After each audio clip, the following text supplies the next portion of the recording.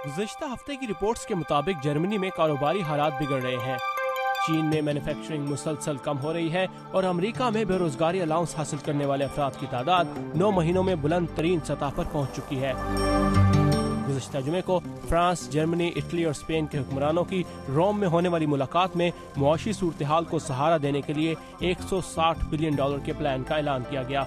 लेकिन मुआशी माहिरीन का कहना है कि सूरत हाल में बेहतरी के लिए सिर्फ पैसा ही हल नहीं। अगर आप यूरो को बचाना चाहते हैं तो आप सिर्फ पैसे से मसला हल नहीं कर सकते।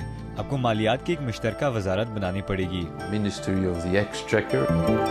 दुनिया भर में अहम मुआशी ताकतों में बिगड़ते हालात देखकर अब सरमायाकारों की नजरें अमेरिका पर हैं कि वो कोई एक्शन लेगा। लेकिन अमेरिका में भी सेंट्रल बैंक के चेयरमैन बेन बर्नैंके की जानिब से इंटरेस्ट रेट्स को कम तरीन सतह पर रखने के मंसूबे को जारी रखने के ऐलान से कारोबारी हलकों में मायूसी देखी गई। माहिरीन का कहना है कि अमेरिकी हुकूमत के पास कुछ और रास्ते भी हैं, लेकिन शायद अमेरिकी हुकूमत हालात के ज्यादा खराब होने पर इनका इस्तेमाल करे।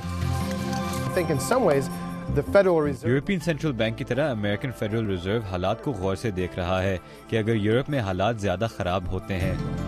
अगरचे यूरोपीय हुक्मरान हालात को ठीक करने की कोशिश में हैं, लेकिन उन्हें कोई रास्ता दिखाई नहीं दे रहा। 28 जून से ब्रसल्स में होने वाली यूरोपियन समिट में उन तमाम हालात पर बात होगी जिन्हें हल करने के लिए यूरोप के बेल आउट प्लान से पैसा खर्च किया जाएगा, ताकि स्पेन, इटली और यूनान की कमजोर मईशतों को सहारा दिया जा सके।